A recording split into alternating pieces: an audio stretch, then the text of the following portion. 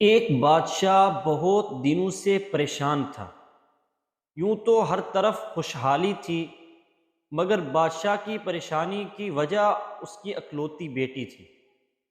ہر باپ کی طرح بادشاہ بھی اپنی بیٹی کی شادی کر کے اپنے فرض سے سبکدوش ہونا چاہتا تھا، لیکن اس کی بیٹی نے ایک شرط لگا رکھی تھی کہ جو شخص ان کے 3 سوالوں کا درست جواب دے گا وہ اس سے شادی کرے گی۔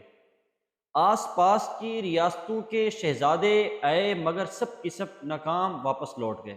اس ملک میں ایک نوجوان طالب علم بھی رہتا تھا۔ اس نے اپنے باپ سے کہا کہ میں بھی ان سوالوں کے جواب دینے کی کوشش کرتا ہوں۔ باپ اس کا ایک استاد تھا اور کئی برسوں سے علم کی روشنی بانٹ رہا تھا۔ اس نے اولاً تو بیٹے کو منع کیا، لیکن بیٹے نے باپ سے کہا کہ یہ ایک مقابلہ ہے، جو بھی جیت لے، اگر میں ہار گیا تو ہمارا کچھ بھی نہیں جائے گا، اور اگر جیت گیا تو یہ اللہ کی طرف سے۔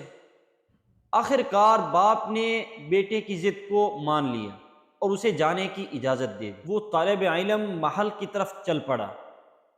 شہر بھر میں یہ خبر جنگل کی آگ کی طرح پھیل گئی کہ ایک عالم کا بیٹا قسمت آزمانے آ رہا ہے۔ مقررہ وقت پر محل لوگوں سے بھرا ہوا تھا۔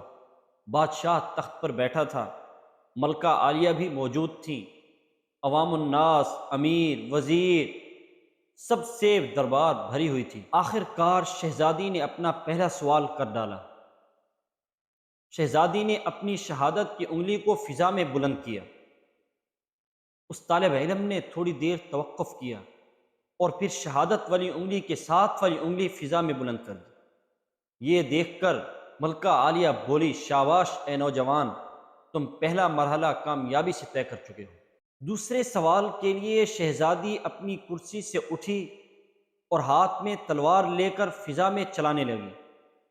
پھر تھوڑی دیر کے بعد کرسی پر جا کر بیٹھ گئی۔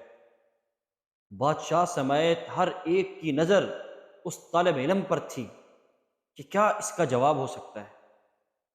تھوڑی دیر کے بعد وہ طالب علم اپنی جگہ سے کھڑا ہوا اور اپنی جیب سے قلم اٹھا کر فضا میں بلند کر دیا۔ ملکہ عالیہ کی طرف سے شاباش کی آواز ابھری، یہ جواب بھی درست ہے۔ اسی کے ساتھ ہی مبارک مبارک ہو کی آواز سے دربار گونج اٹھی۔ 2 سوالات کیا تھے اور ان کے جوابات کیا تھے؟ ہر شخص غور کر رہا تھا کہ شہزادی نے کیا پوچھا اور اس طالب علم نے کیا جواب دیا۔ آخر کار شہزادی نے تیسرا سوال کر ڈالا۔ وہ تیزی سے سیڑھیاں اتری اور تیزی سے سیڑھیاں چڑھ کر اپنی نشست پر جا کر بیٹھ گئی۔ یہ ایک عجیب و غریب سوال تھا۔ لوگوں کی سانسیں رکی ہوئی تھیں۔ اب تو اس طالب علم کے ہاتھ پاؤں ٹھنڈے ہوئے جا رہے تھے۔ آخر کار وہ کھڑا ہوا اور اپنے دل پر ہاتھ رکھا۔ شہزادی نے مرحبا کہا اور مبارکباد دیتے ہوئے کہا کہ شہزادی نے تمہیں پسند کر لیا ہے۔ اس آواز کے ساتھ ہی وہ شہزادی محل کے اندرونی حصے کی طرف چلی گئی۔ پورا محل مبارکباد کی آواز سے گونج رہا تھا۔ لوگ خوشی سے جھوم رہے تھے۔ وہ دل ہی دل میں اللہ کا شکر ادا کر رہا تھا جس نے اسے یہ اعزاز بخشا۔ اب بادشاہ نے اس نوجوان سے پوچھا، اے نوجوان، تم نے ملکہ عالیہ کو تو مطمئن کر دیا، اب یہ بتاؤ شہزادی نے تم سے کیا سوال کیے اور تم نے اس کے کیا جوابات دیے؟ اگر تم نے ایک بھی جواب غلط دیا تو تمہاری گردن اڑا دی جائے گی۔ وہ پر اعتماد انداز میں کھڑا ہوا اور بولا، بادشاہ سلامت۔ شہزادی نے ایک انگلی کھڑی کر کے یہ سوال کیا تھا کہ کیا اللہ کے ایک ہونے پر تمہارا ایمان ہے؟ میں نے 2 انگلیاں کھڑی کر کے جواب دیا کہ اللہ کی وحدانیت اور اس کے رسول صلی اللہ علیہ وسلم کی رسالت پر میرا ایمان اٹل ہے۔ بادشاہ نے مسکرایا اور کہنے لگا، ہم بہت خوش ہوئے۔ نوجوان بولا، شہزادی نے تلوار چلا کر پوچھا تھا کہ اس سے بڑا بھی کوئی ہتھیار ہے؟ تو میں نے قلم نکال کر جواب دیا کہ ہاں، قلم کا وار تلوار کے وار سے زیادہ کارگر ثابت ہوتا ہے۔ بادشاہ مسکرایا اور کہنے لگا، ماشاء اللہ، آپ نے ہمارا دل جیت لیا۔ تم نے ثابت کر دیا کہ جاہ و جلال، مال و دولت کی حیثیت علم کے سامنے کچھ بھی نہیں۔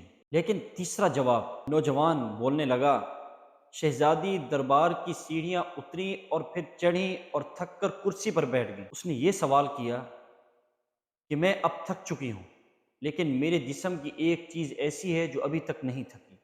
تو میں نے جواب دیا کہ وہ دل ہے۔ پیدائش سے لے کر موت تک یہ دل تھکتا نہیں، دھڑکتا رہتا ہے۔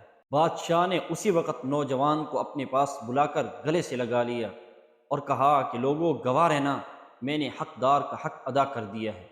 میری بیٹی ایسے شخص کی بیوی بن رہی ہے جس کے پاس علم کی دولت ہے، جو نہ کوئی چرا سکتا ہے اور نہ ہی کوئی کم کر سکتا ہے۔ اور بادشاہ نے اسی وقت خوشی خوشی شادی کی تاریخ طے کر دی۔ جی تو معزز ناظرین، اس کہانی سے ہمیں یہ سبق ملتا ہے کہ علم ایک ایسی دولت ہے جس کا مقابلہ کوئی چیز نہیں کر سکتی۔ اس لیے ہمیں چاہیے کہ ہم خود بھی علم حاصل کریں، اپنے آپ کو علم کی دولت سے مالا مال کریں، نہ کہ دنیا کی دولت سے۔ اور اسی طرح اپنے ماتحتوں، اپنی اولاد کو بھی علم کی دولت سے مالا مال کریں، نہ کہ دنیا کی چیزوں سے، دنیا کے مال و متاع سے، تاکہ دنیا و آخرت میں ہم مستفید ہوں۔